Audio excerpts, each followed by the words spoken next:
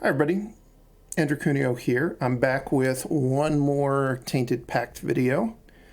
After making my most recent video about the Esper Pact list that Jeff Lynn played at the Arena Championships, I went back and worked a little bit more on Grixis, and I took some of the changes, or some of the things that Jeff was doing in his deck and incorporated them into this deck. At the end of that video, I said that I was thinking about working on a more of a blue-red splash black deck. And after I thought about it some more, I decided that there weren't really enough red cards to shift the focus of the deck to being a deck that's going to have double red spells in it. So instead, I've stuck with kind of the same core blue-black splash red deck I've been playing for a while.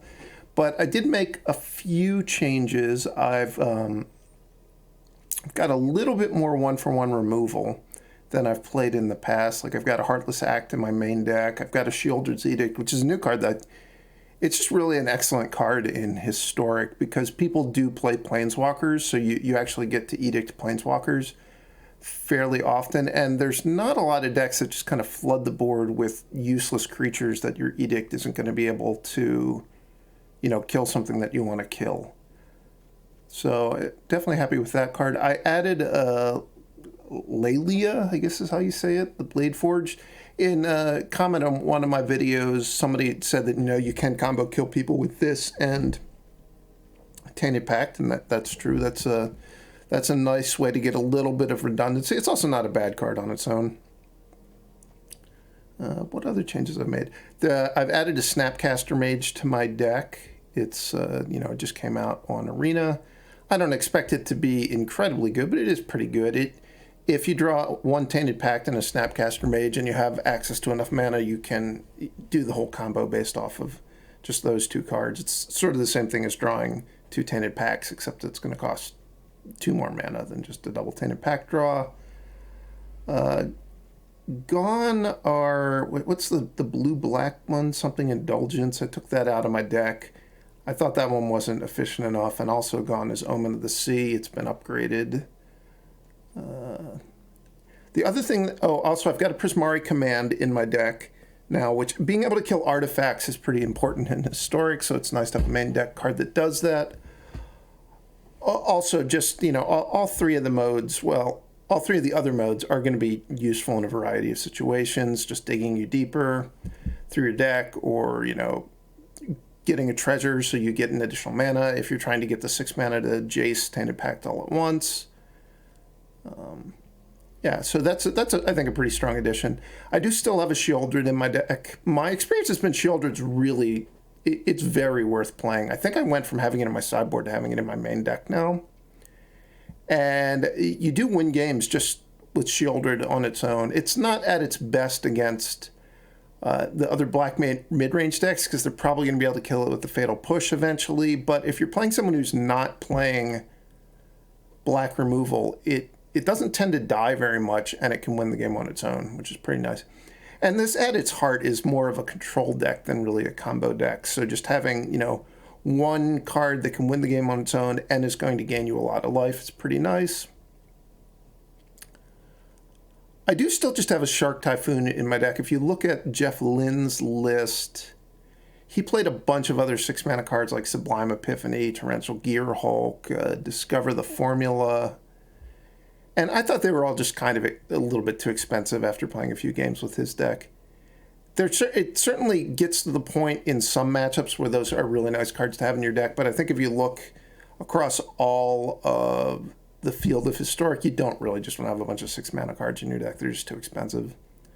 The one other thing I took from Jeff Lynn's deck is I've gotten rid of the Fable Passage, and I've gotten rid of 2 of the basic lands, and I've just gone back to playing 2 temples. I have a Temple of Epiphany and a Temple of Deceit. And I have a Canyon Slough in my deck. I'm not sure. I might have had that one all along. But I'm playing a few more tapped lands, a few less untapped basics in order to fit this stuff. Although I do still have a Hall of Storm Giants in my deck. I think I took Castle Vantress out of my deck, though. There's a lot of options in the lands, and it's really just a trade-off of how many colored sources do you want, How much are you willing to take pain from your lands? How much are you willing to have your lands come into play tapped? And the one thing I didn't like about Jeff's deck, well, in addition to some of the more expensive cards, was I thought the mana requirements were a little bit too intense. Having double white cards with the triple blue cards that you have to play, and also having a lot of black cards. He might not have had any double black cards, but he still had a lot of black cards, which is close to being the same thing. So this is still very much blue-black, splash a little bit of red. Looking at the sideboard, one card I've been trying and actually been pretty impressed with is Rusko Clockmaker. It's pretty good in grindy matchups because the Midnight Clock is a real threat, and it's also just inherently a 2-for-1. Most of the times in those kind of mid-range grindy matchups, they do want to attack you some with their creatures. So like a 3/3 is potentially trading with something they're going to be attacking you with. They can't just ignore the Rusko if the Midnight Clock if they're being forced to let the Midnight Clock stay in play, because it's going to go off very quickly if they do that, and you're going to, probably get a massive advantage from that. I also like this in matchups where you care about your life and you care about blocking. So like if you played against an aggressive mono red deck, something like that, where you would, all the parts of the card are going to add up to something good. This is not a card where any one piece of it is good on its own, but it's kind of, if enough of the parts are good in a matchup, it adds up to something that's pretty good. I have a Thieving Skydiver in my sideboard. I definitely took that from the sideboard of Jeff Lynn's deck. I think that's a really good addition. That was one that I certainly missed. I've got an Ether Gust in my sideboard. I hadn't been playing that for a while, but it seems like red is enough on the rise in Historic that it's worth playing. Outside of that, I guess the one other noteworthy thing is I do have Path of Peril in my sideboard, which I played in my main deck for a long time. And I've kind of decided there aren't enough matchups where it's good enough in the main deck, but I do think it is a very strong sideboard card. It's way better than like black, 1, everything gets -2/-2. That's not a card you can really play in Historic anymore. But actually just destroying all of the 2-1 CMC creatures is good in a lot of matchups. So that's the list. A decent number of changes, but still at its hard, just a Tainted Pact deck. So let's play it through a few matches. Gotten paired against Jeff Bezos.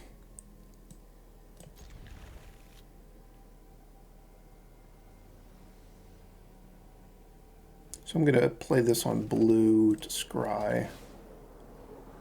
Do I want that? I don't know that I'm going to have the mana, the time to spend my mana on that. When I was talking about how I thought Discover the Formula was too expensive, I think that you're better off just playing Memory Deluge. Memory Deluge is also excellent against grindier, like red-black mid-range kind of decks, but it's cheap enough you can conceivably cast it against some of the faster decks. This is a Teamer deck.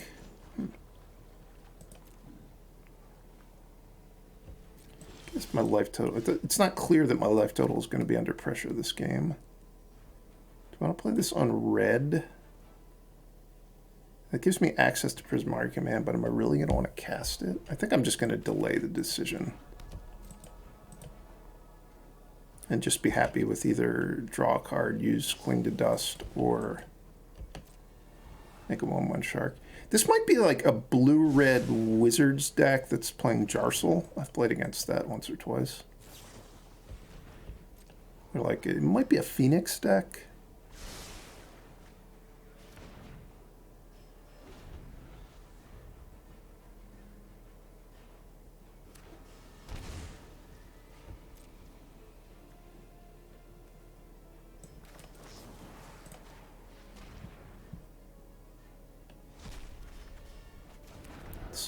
Seems unlikely it's a blue-red Wizards deck. I mean, they haven't played any creatures on their first 3 turns, so it's probably something else. Yes, I'm going to play this on red.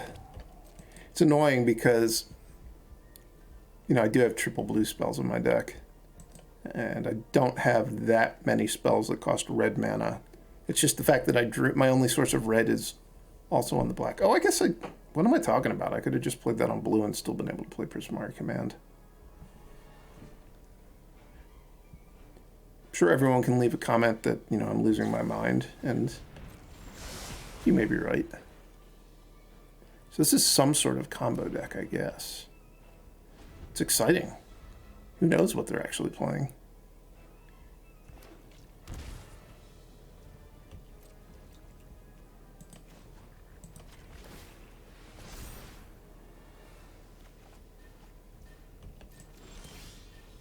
One card that I didn't realize it when I was playing Jeff's list that he didn't have is Drown in the Loch, and I think that's a card you should definitely play. It turns into a counterspell enough of the time that I think it's well worth it. Do I want to stop this? Yeah, I guess.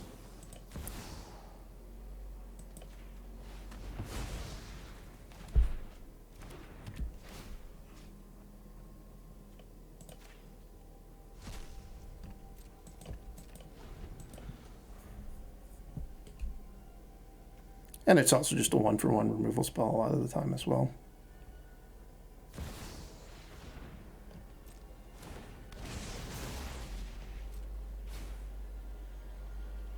This is just like an 8 Snapcasters deck.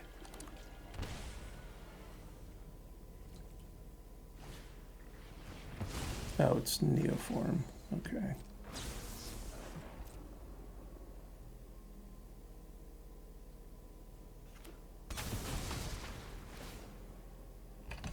So I'm dead here, but I'll just let them do their combos so people can see it. They're gonna get a bunch of dual caster mages, then start probably getting Glasspool Mimics. And then eventually they'll get a Tuk Rabble Fort. Why is this only a 1/1? It's some sort of clone it's a Glasspool Mimic.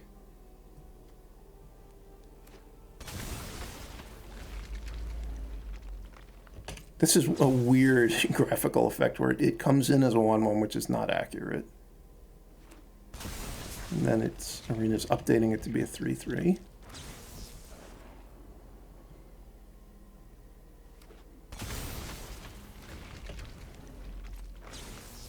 This combo does have a limited amount of damage it can do. Like they're not infinite. Okay, this is not Tuk Rabble Fort. It's a different card.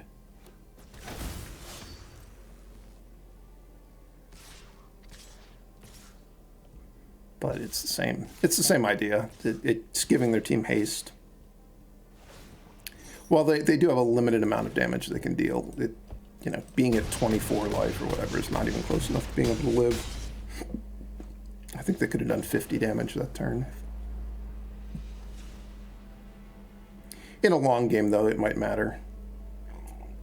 All right, so I'm gonna want Ether Gust here for sure. I'm gonna want Miscast. Duress,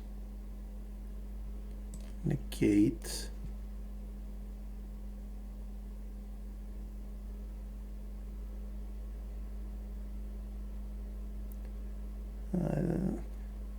well, this removal would be fine as well. Do I want Thought Distortion? The deck is a lot of creatures, even though it also has a lot of spells. I think I might not want Thought Distortion.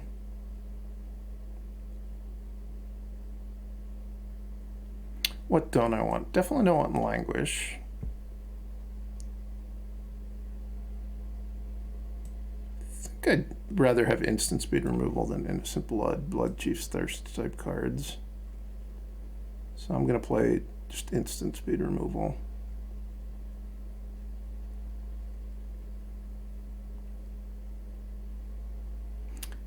This is the kind of matchup where actually I think Rusko's may be better than Sheoldred, just because getting the extra mana matters.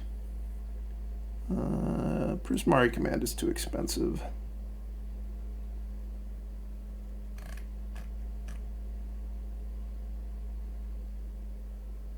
I kind of killed myself by casting the Soul Guide Lantern. Last match. Let's just have Cut Down in my deck instead. Is it possible that Heartless Act is just a more expensive version of Davriel's Withering? I think that could definitely be the case.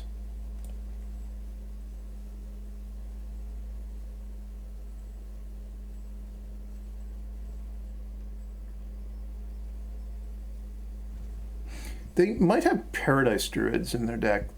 The lists used to play Paradise Druids just to have a way to make sure that Neoform was going to resolve. I'm going to leave Sheoldred's Edict in my deck. I forgot to submit.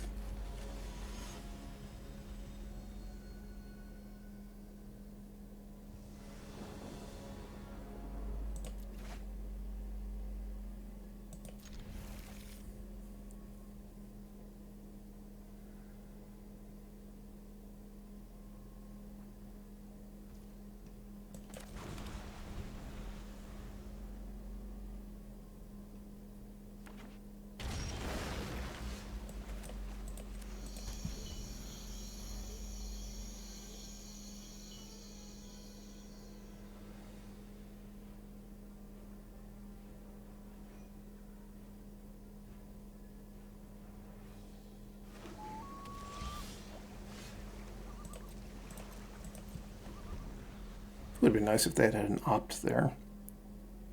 So we've had something to cling to dust.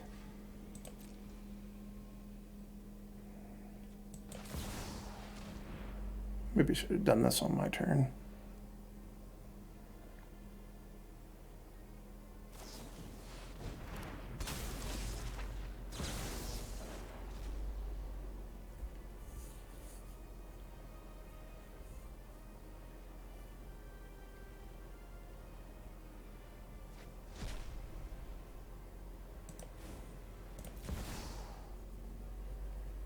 How greedy are they going to be?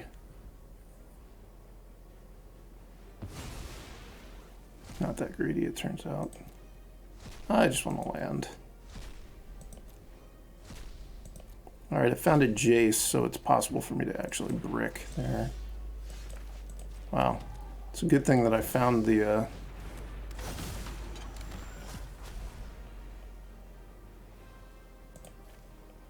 land that I needed when I did, because I was one card off of actually bricking.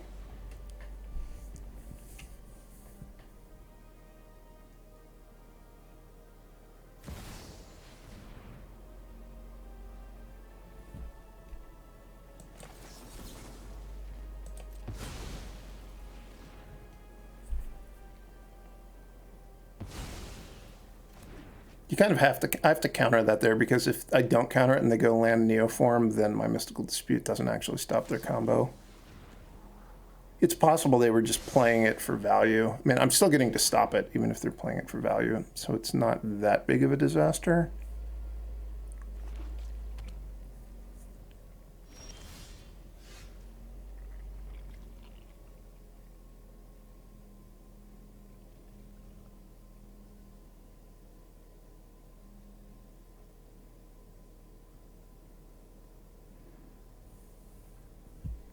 Guess I'm just going to play Laelia.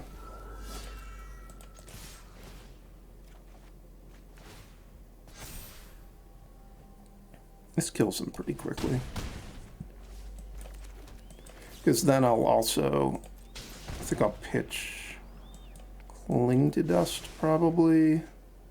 I'll pitch Innocent Blood now. And I'll have access to sack my Treasure Fatal Push the Dualcaster Mage if they just play a naked Neoform. Minsk and Boo. That doesn't scare me.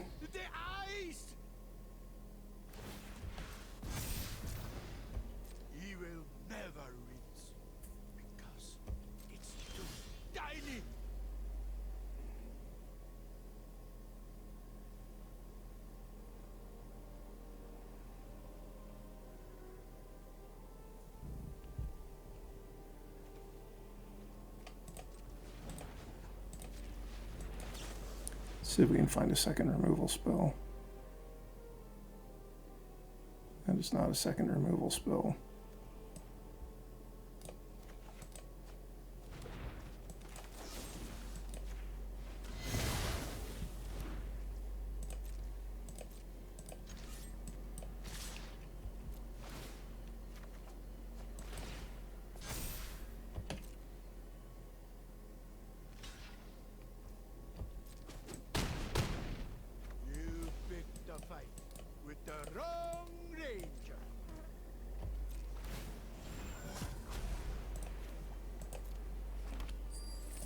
Lesser land.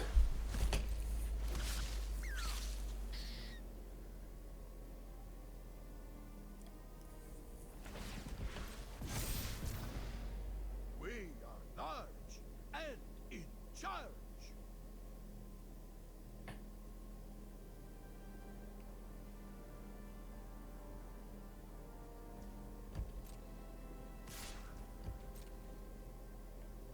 Wow, I wasn't expecting to be attacked. They're at a pretty low life total. I wonder why. Oh, just because they have a backup hamster? Alright, they're dead. So this thing is a legendary gerbil, right? Oh.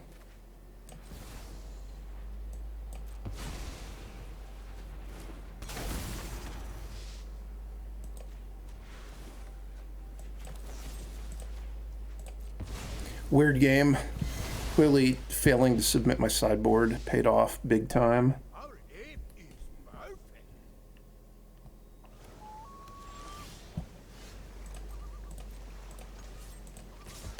And this is 10 damage. Actually, I also could have... I could deal an additional 5 by playing Cling to Dust and then escaping it to make Laelia grow faster. Alright, so let's actually sideboard this time.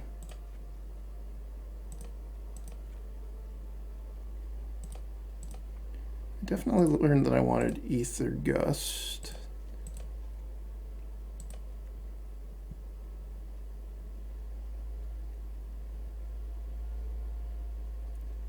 Probably I want Duress.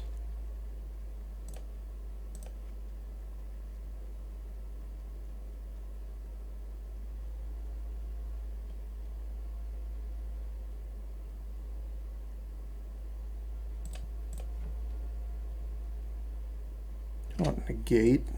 Probably want Negate as well.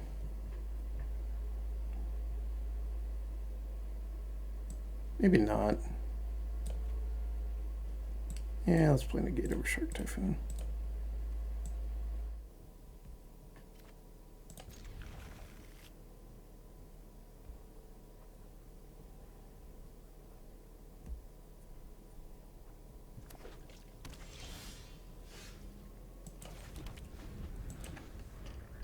I don't know what kind of spell they're going to play that I'm going to be miscasting here, but I think I'm fine with just playing Xander's Lounge on turn 2. I got punished a little bit for doing that.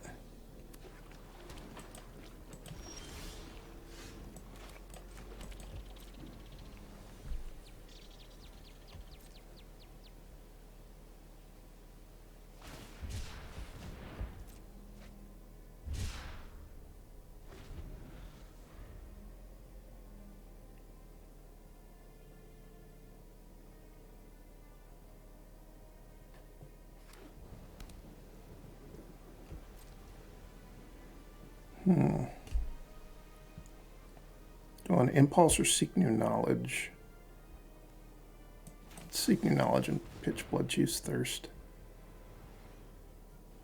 Oh, I always forget that I have to be careful because of the dual caster mages in this matchup. There wasn't really a way around this. I don't think. I guess I could have miscast it, but it doesn't seem like a great use of a spell.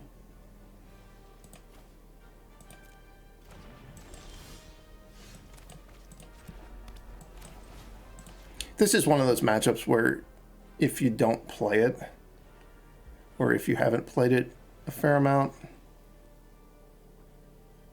It's pretty tricky, I would say. I think I want to take Seagate Stormcaller. Everything else is somewhat manageable. The Stormcaller Neoform thing is hard to deal with, though.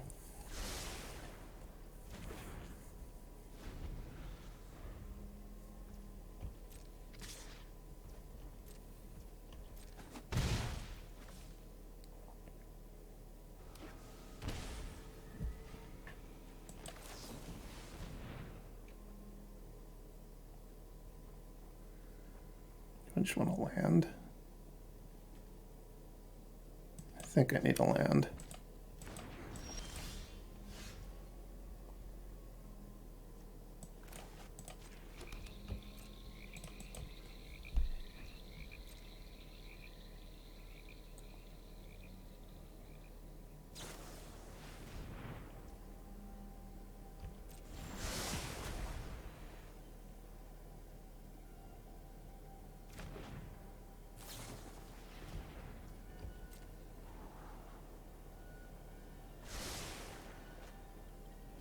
Maybe sat on this miscast a little bit too long. I think at this point, though, I'm going to want to use it on a turn where they're attempting to do multiple things.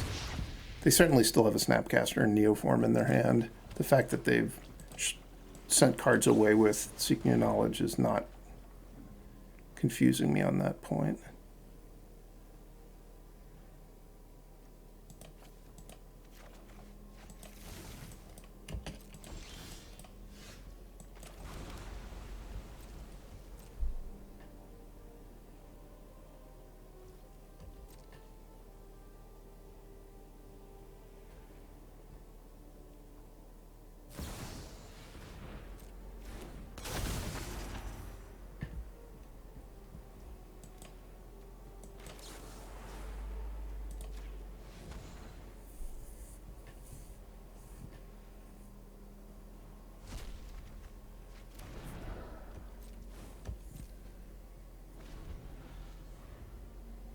I'm going to Sheoldred's Eating them at the end of their turn here, but I don't have to spend my mana on anything else.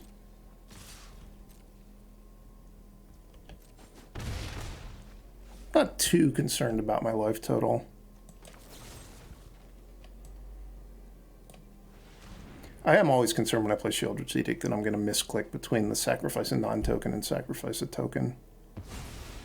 Interesting.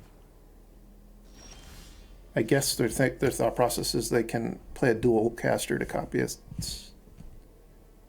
Why did they want Snapcaster Mage in here?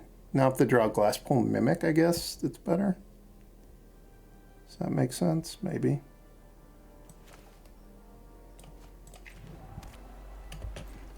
Make a Memory Deluge here.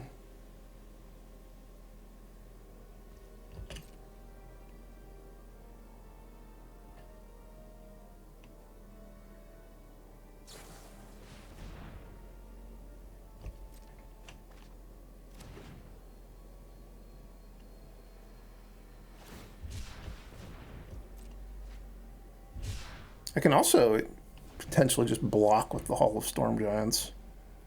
I'm not going to do that this turn, but it's not that scary against this deck because this is a combo deck that really needs its combat step to deal damage.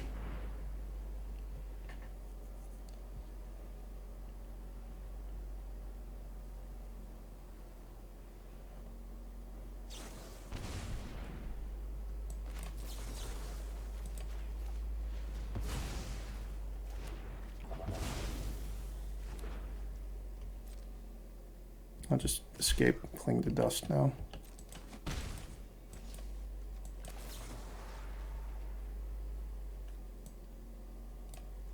Guess on Archmage's Charm. And I have Snapcaster in my deck now, so I need to pay attention to what I'm leaving.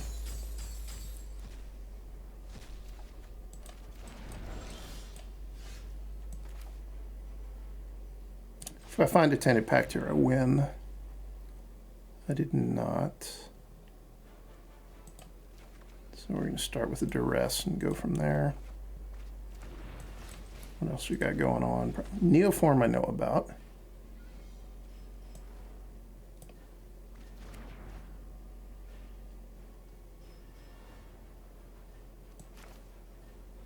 If I find Thoughtseize, I would cast it right away.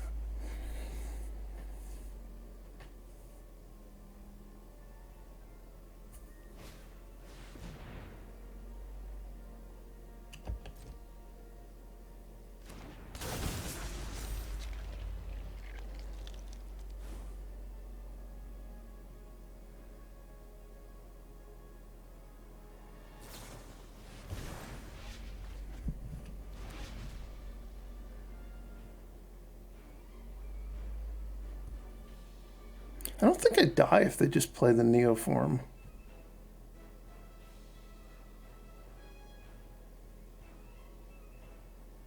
But I think that I want to keep the Mystical Dispute.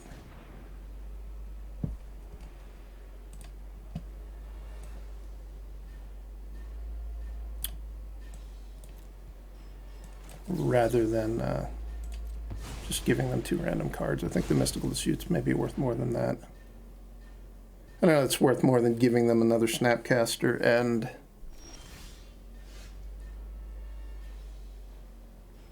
another Opt.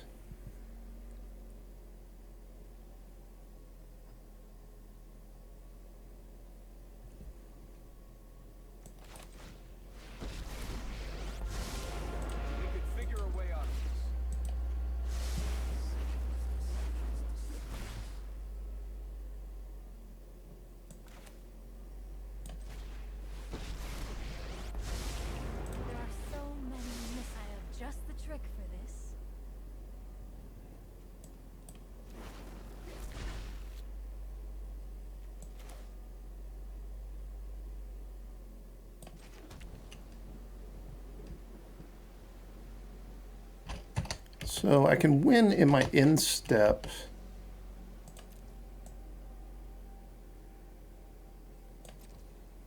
If I find an Opt or a Consider.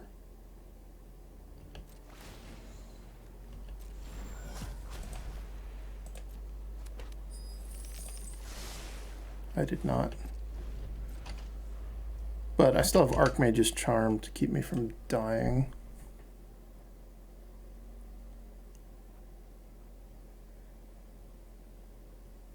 I lose if they have Sea Caller Storm guy. What's his name? Seagate Stormcaller.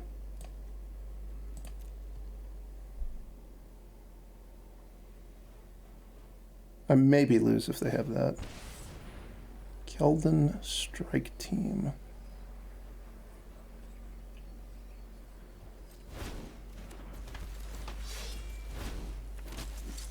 I think they're just going to try to kill a bunch of Planeswalkers.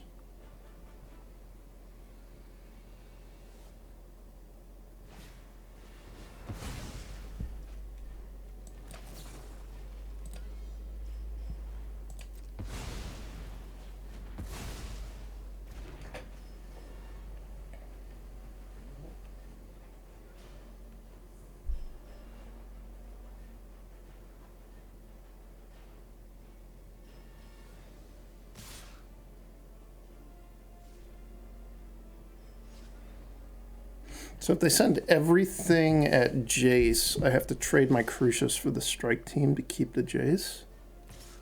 I think I'm fine with that. They obviously don't have a counter in their hand. I guess they could have something that deals like a damage somehow.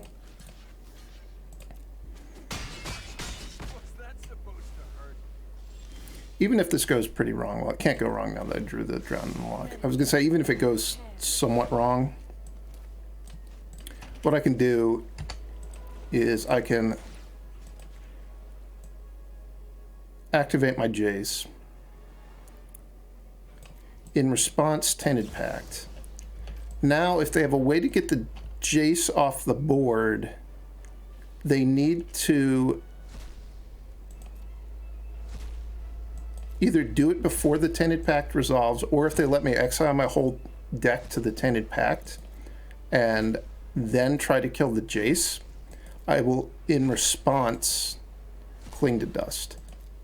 So like if the only thing on the stack is the Jace trigger, and I have an empty library, and they want to cause me to die rather than them dying to this last Jace draw trigger.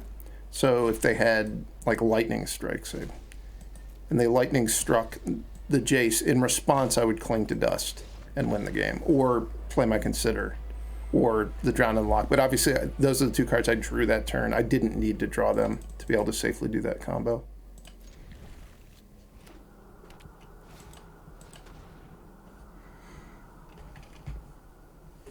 I don't think I'm going to be seeking new knowledge this game. I guess that maybe they would take Wielder's Edict some of the time there. This might be a game where I actually want to cycle the Canyon Slough. Crocs.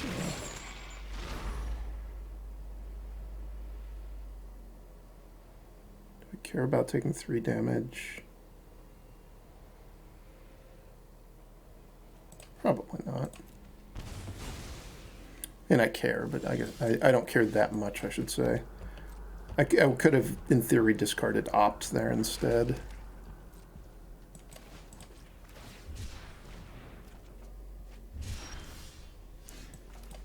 We're doing pretty good on the lands here.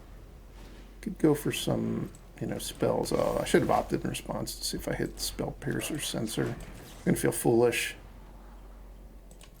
It wouldn't have mattered. Sack a token, please.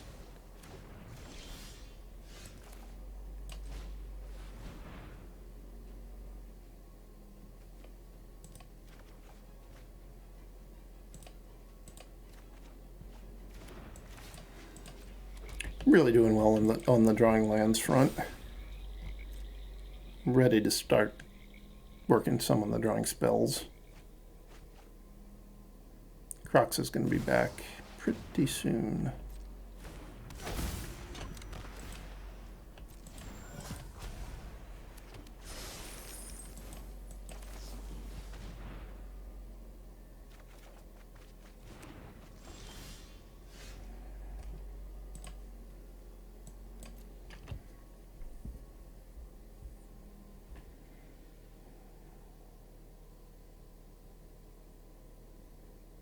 They ditched a Fatal Push,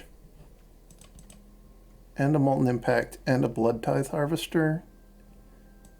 So you would kind of think if they had a second Fatal Push, they would have discarded. It would have to be one that they drew off of the Fable triggers, or I guess they could have... Well, they said Ambitious, so they just... Did they draw? How did they have so many Fatal Pushes in their hand and they didn't discard them to the Fatal and Mirror Breaker? I don't understand.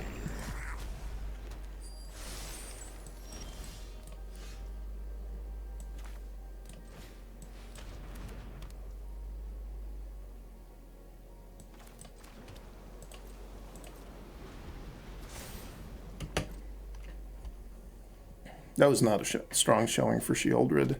But I really don't... How did they wind up with the Fatal Push in their hand?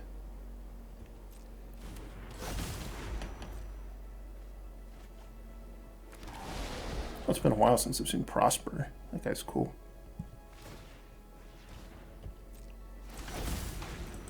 I'm just kind of letting them do their thing here. I think I need to hope that I can win next turn, which that means... that I needed to hope that they didn't draw a Thoughtseize there, and I was going to draw 2 cards and then use my Mazemind Tome. Hope to find Jace and Languish. Now I think I might need to be...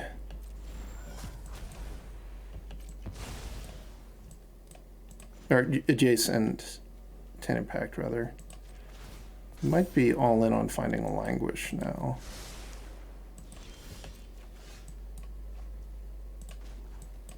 I didn't need to scry my upkeep because I'm going to try to find Languish, so I just need to put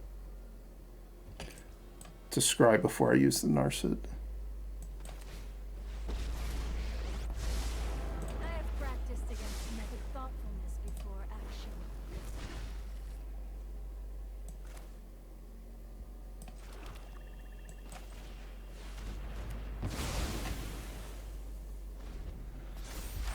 There's obviously some problems still to be resolved in this game, but I'm not dead yet. Why is there this expressive iteration still going on? Still got plenty of lands to discard.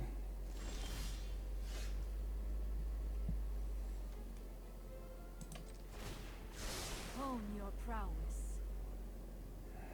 So I take the Jace. Hope to find Tainted Pact or a Snapcaster Mage.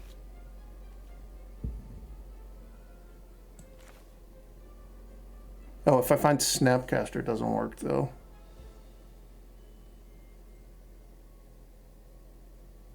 It has to be my last Tainted Pact because I need to draw with the Mazemind Tome.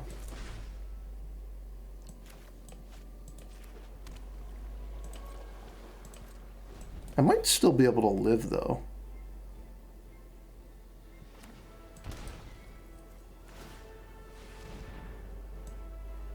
Alright, not if they're willing to do that. I was hoping they were just going to attack me with the Kroxa and the Reflection of Kiki Jiki, and then I could have lived by drowning the locking the Kroxa and just pitching the extra Jace to a trigger. But it didn't work out. Alright, I want Rusko in my deck. Do they have enough red stuff that I want Ether Gust? That one's a bit of a tougher choice. I think I'm going to have it. It's annoying, though, when you're playing against somebody who's going to have a bunch of Thoughtseizes and Duresses in their deck, because once they know you have Ether Gust in their hand, you never get the really good Ether Gust where they just spend all their mana at sorcery speed to play a red card, like Fable or Seasoned Pyromancer or Crucius. But they do have a lot of 3-mana red cards, so I think it'll be okay. I don't want Mystical Dispute. I don't want Spell Pierce. I'm going to leave Sheoldred in my deck on the basis of the fact that I think they'll take out some Fatal Pushes. I think I'm going to take Languish out of my deck. Usually, if it gets to the point where you're hoping to Languish, the game's kind of already gotten so far out of control, it's hard to pull it back. Do I want any of this other stuff? I don't think so. I hate mulliganing in this matchup, but I think this hand is too bad. Alright, this hand is okay. I think Prismari Command is the weakest card in this hand. It's the card I was the closest to sideboarding out. Just because it's expensive for what it does. Which is, you know, kill something, get a little bit of value. They seem not to have black mana. I think I'm going to seek away this Drown in the Loch because it's pretty far off from being able to do something. I'm going to hold off on the Consider. I could have considered and seen if I got a tapped land just to guarantee myself Memory Deluge next turn, but it seems like they have to have 3-mana red cards in their hand, so I'm going to want to Ether Gust. So I think even if I had found a tapped land there, I still would have played the Underground River just to make sure that I could Ether Gust whatever they play on 3. Well, that game was easier than the first one.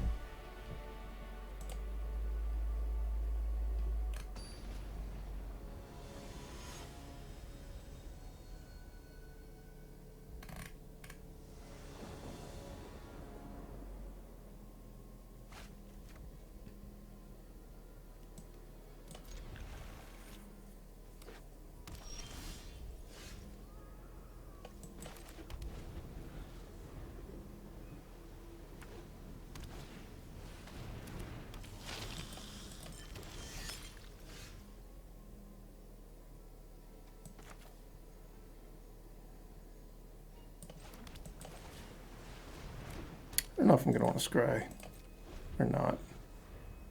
It's going to depend on what they do, I think. Yeah, if they're getting this aggressive, I think I'm scrying.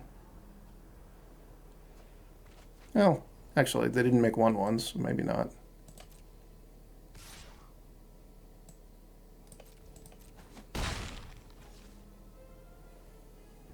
What am I hoping to...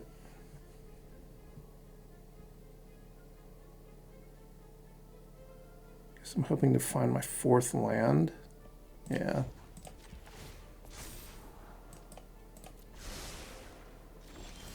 So I think this turn is just going to be Bloodchief's Thirst, the Bloodtithe Harvester, draw a card. And probably next turn is going to be Crucius.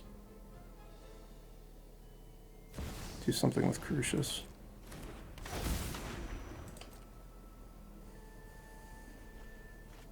Wow, they had so many lands. Very different from the previous game.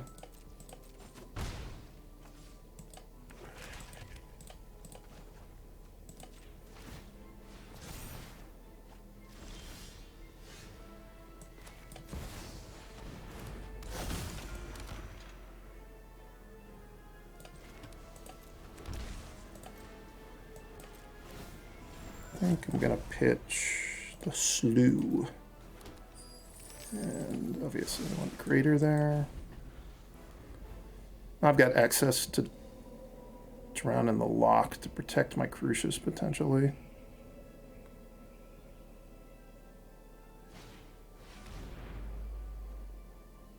Do I care about that? Yeah, I guess I do.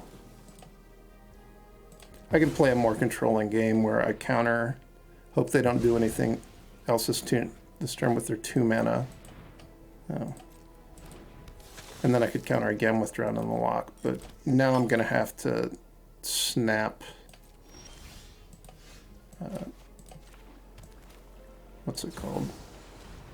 Bloodchief's Thirst, the Bloodtithe Harvester.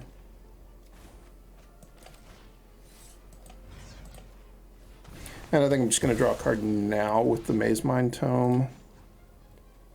Because I might be the card that I pitched to Crucius. It's going to be...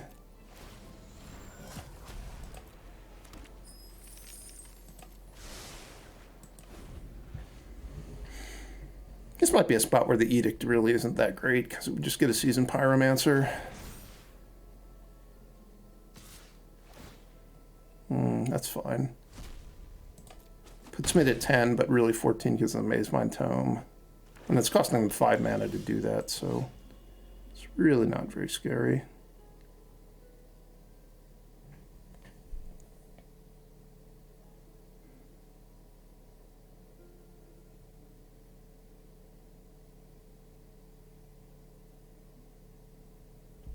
I think I'm just going to play Sheoldred. They haven't been able to kill Crucius, so I don't think they're going to be able to kill Sheoldred. And it's going to buy me a bunch of time.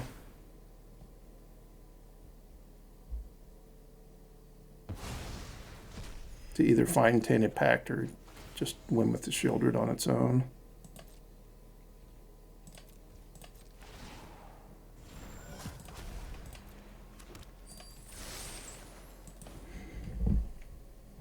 I've had this impulse in my hand the entire game. That's kind of a product of having drawn Mazemind Tome, though. I was always prioritizing using the Mazemind Tome over playing the impulse.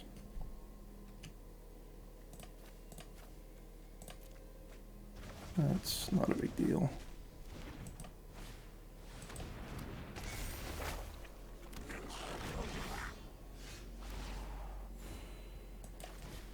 I'll get this Narset out, both to dig for the Tainted Pact, and also it cuts down on the value of their Fable at the Mirror Breaker. If it didn't have a cycle land, certainly not. It has a cycle land, and it has an Otawara, and it has all my colors. I guess I'm keeping on the play. Doesn't feel great. This is one of those situations, though, where you have to understand that just the act of mulliganing on the play, you're already more likely to lose than not. So you're kind of comparing what are like between two bad possibilities.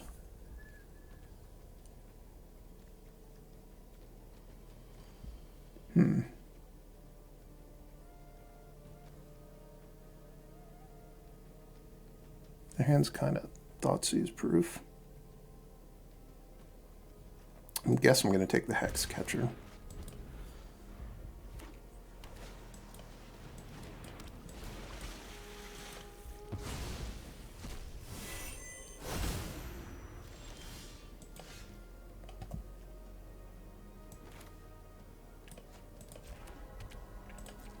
I'm going to play this land this turn because I want to play an untapped land, and that one at least doesn't deal me damage.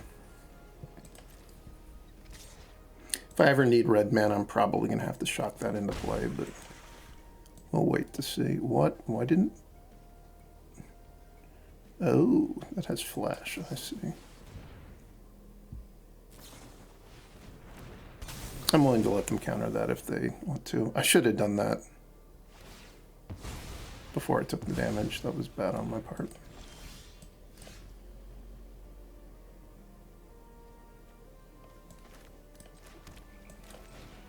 I just took 2 damage. I didn't need to.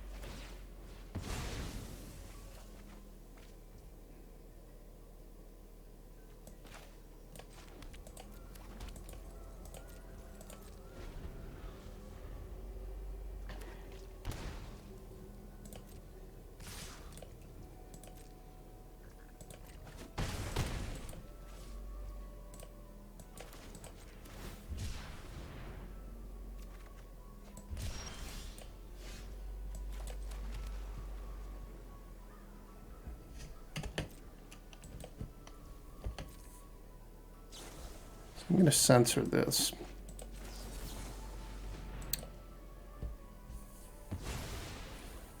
Then I guess I'm going to play the Tainted Pact into them just being able to sack Merfolk to kill it.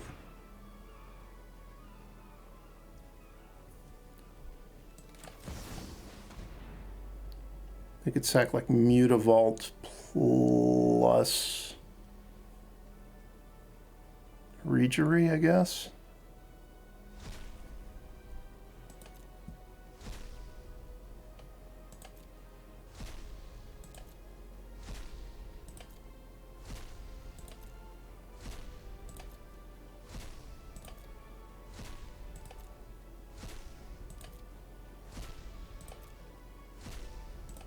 I suppose they're also, they can sack a bunch of Merfolk to counter the Jace.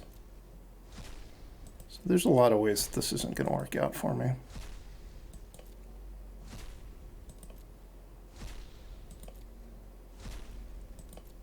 Also, I guess I'm dead to the Lord as well. Yeah, there's so many problems with this.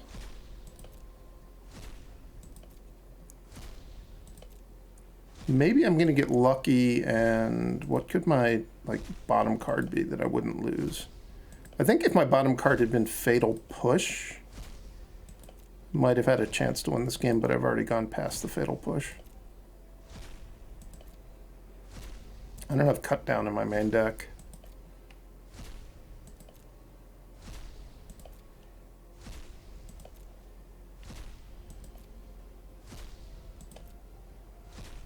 All right, I'll take an opt.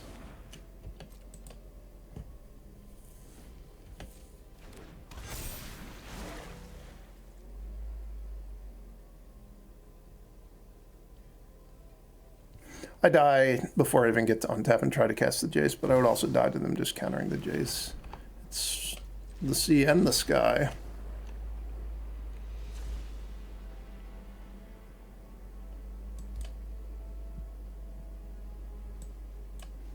This is one of those matchups where Path of Peril is excellent. don't think I want Ray of Enfeeblement. I do want Withering and Cut Down. I may want Rusko, but probably not. We'll see what I'd be putting in my deck for. I definitely want Dispute. I don't want Soul Guide Lantern. I usually take Painful Bond out in these matchups where your life total really matters. Spell Pierce doesn't really do much.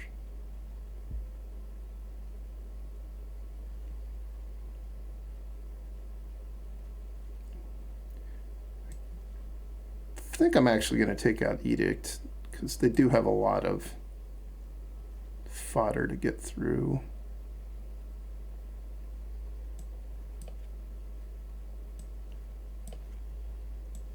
And I think I'm going to play Rusko over Narset.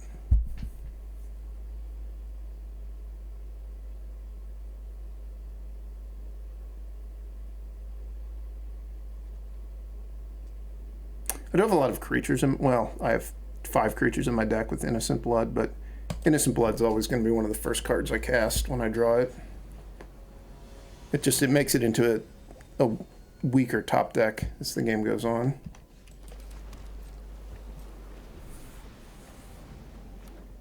Probably should be shuffling a Braid back into my deck.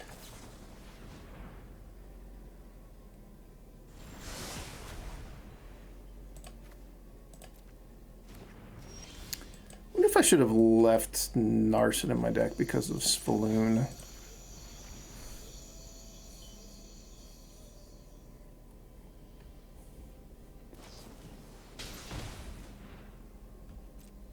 Okay.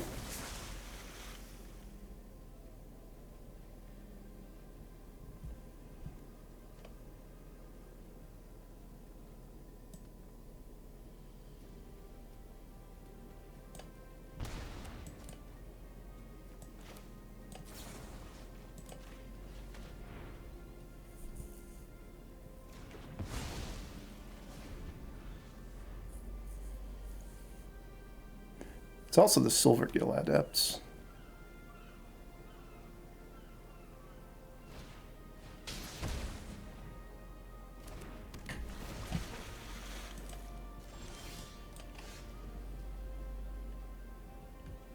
I don't really want to play into their Spell Pierce.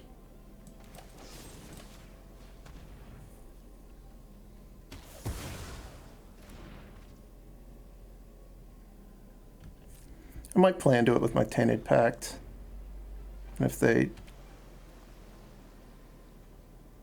counter, if they don't counter, I'll just get a land.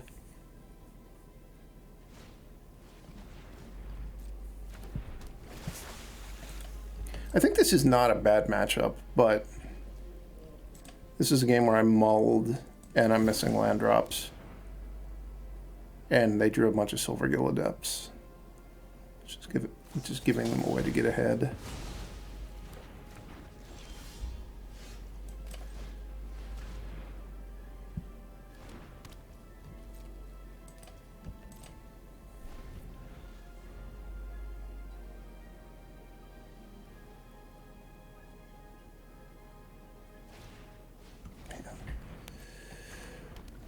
Silvergill Adept number 3. It's beginning to be a problem.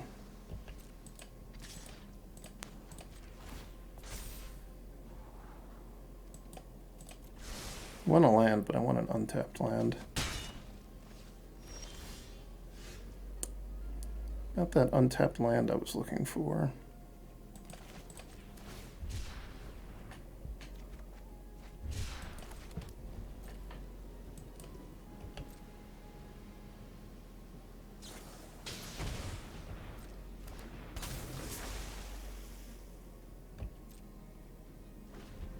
I think I'm going to have to play Heartless Act this turn, and I'm going to wait to see if they play a Lord.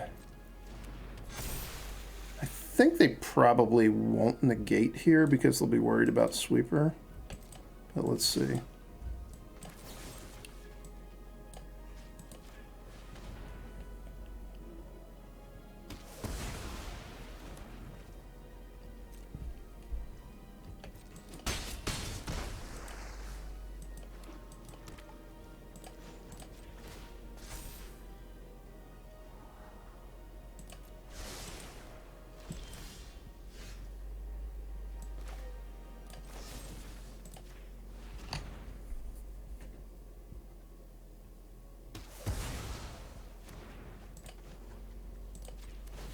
Doing this now in case I draw a tapped land.